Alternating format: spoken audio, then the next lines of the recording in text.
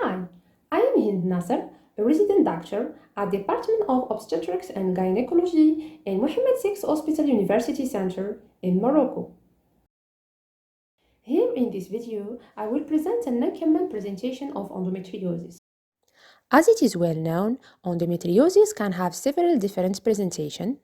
Hemorrhagic ascites associated with pleural effusion due to endometriosis is a non-common presentation rarely reported in the medical literature, which can make a diagnosis challenge. Here, we report a case of this unusual presentation. A 29-year-old woman had a history of primary infertility with failure of in vitro fertilization attempts, a laparoscopic excision for recurrent ovarian endometrioma for twice. She had a normal, regular flow with no history of dysmenorrhea or dyspareunia. She presented to the emergency department complaining of asthenia with abdominal swelling and pain. The patient denied chest pain, dyspnea, hemoptysis, vaginal bleeding, or urinary complaints. On physical examination, vitals were stable with a pale conjunctiva. The abdomen appeared mildly distended with a noticeable fluid wave, generalized tenderness and dullness. On gynecological examination, no abnormality was detected. We realized an abdominopelvic ultrasound revealing a massive ascites with a normal uterus and ovary size. She was found to have an hemoglobin level of 7 grams per deciliter and a negative human chorionic gonadotrophin. A thoracoabdominopelvic scan showed a massive right pleural effusion with a massive ascites. Then, we completed with a magnetic resonance imaging to define the nature of fluid.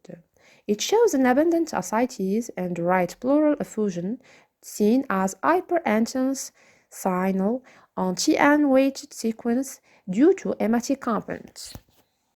She was transfused with 3 units of red blood cell. Paracentesis was performed, revealing chocolate-colored acetic fluid.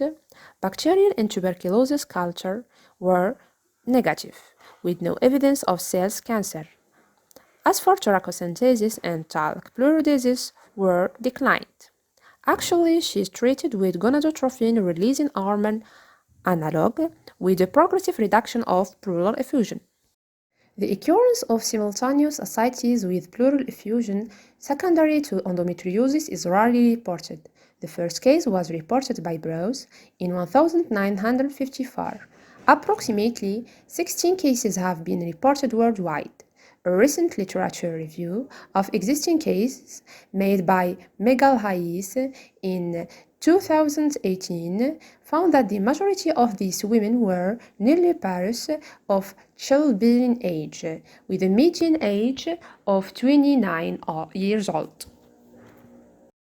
The diagnosis of this clinical entity is made after the exclusion of advanced gynecologic malignancy and peritoneal tuberculosis.